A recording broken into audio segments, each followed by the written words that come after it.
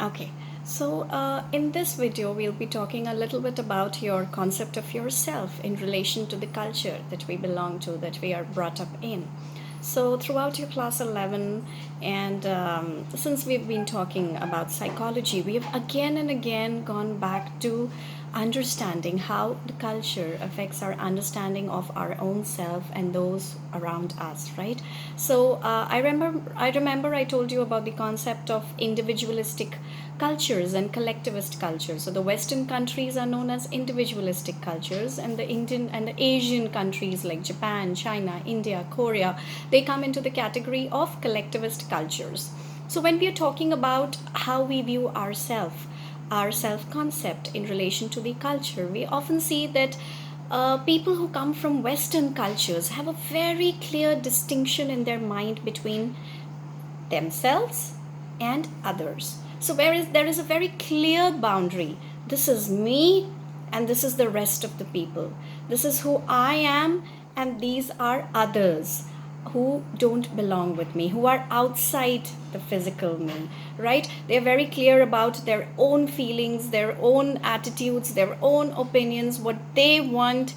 So they clearly are able to distinguish themselves from those around them, to the group they belong to, right? So, okay, it's me, and that is my family. I'm separate. I may be part of the family, but I am first me, who belongs to a group of people that is my family. So, this distinction is very clear for them, right? So, the Western perspective, and this diagram is also given in your NCRT here.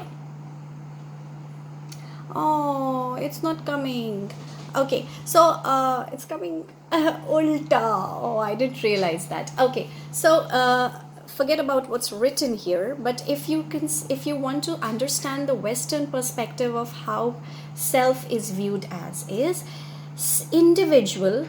I've written individual here, and inside this triangle, I have written group. Okay, so individual and group that the individual belongs to is viewed as two separate distinct entities that continuously keeps interacting with each other. So individual is part of the group is formed of individuals, but in their own mind they are very clear about the boundary that separates the individual from their group, right? But when we come to Indian perspective, yeah, the Indian perspective of self can be viewed like this. Here's the individual at the core, and the individual is surrounded by the group it belongs to. So, when it comes to Indian culture, we find it very difficult to think ourselves separate from others around us. So that boundary is not very clear and distinct many often. Okay, so who am I if I'm not a daughter or a friend or a wife or a mother? Sometimes I would be able to think of my identity only as a mother. My biggest sense of identity could be right now as a mother. So the personal self and the social self often converges. The distinction between the two is not so clear when it comes to Indian cultures, or rather in all collectivistic nations, right? So when you are talking about how culture affects our concept of self, that is the main distinction. That in Western cultures, because they are individualistic, they pay more importance to themselves and their individual personal freedom. They are able to clearly divide and have this distinction in their mind of who they are as a single person with respect to all the other people and all the groups they belong to, right? So that distinction is very clear in their mind. The individual and the groups are separate, and they are able to function like that. But for us, oftentimes this boundary between the individual and the group we belong to becomes blurred.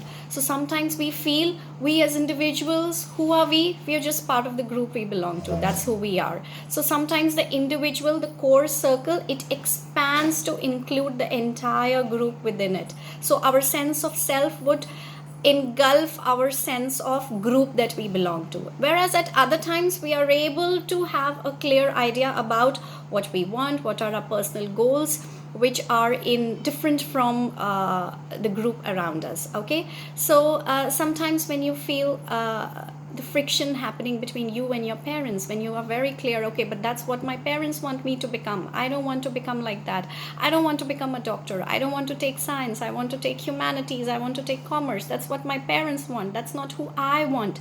At that point, your sense of self as an individual is clearly very distinct from the group that you belong to. Okay, but when you feel like giving into, or okay, I really want to do this because my parents want to do this, and who am I if I cannot fulfill my parents' dreams? And at those times when you're having thoughts like that, your sense of individuality is getting mixed with your sense of the group that you belong to. So because we pay a lot of importance to relationships and how we are related to people who are close to us in collectivistic cultures, the boundary between the self, the individual, and the group often becomes blurred. Whereas that is less likely to happen in Western societies because they give more importance to individual freedom and autonomy. So that is self as a culture. When it comes to question and answers, I want you all to write an assignment of how does concept of self vary depending as a function of culture. So based on what culture you come from, how does your sense of self vary? So I want you to use these diagrams in your answers when you write. These are very important diagrams even in boards when you're writing your answer. Your answer should be supported by Western perspective of self, group and individual as two different entities, and Indian perspective of self, individual at the core, group is on the outside, and this circle will keep expanding and contracting at different times. So sometimes the boundaries become blurred and include the group within the concept of the individual, and sometimes we have a clear idea of how we are separate as a person from those around us. Okay, so that is culture and self. Okay, so from next video we'll be starting with the second aspect of the chapter, which is personality. Before we start that, I hope you will read all the topics about self-concept and finish all the assignments that I have given you. If you have any doubts, just type them away below this video. Bye bye.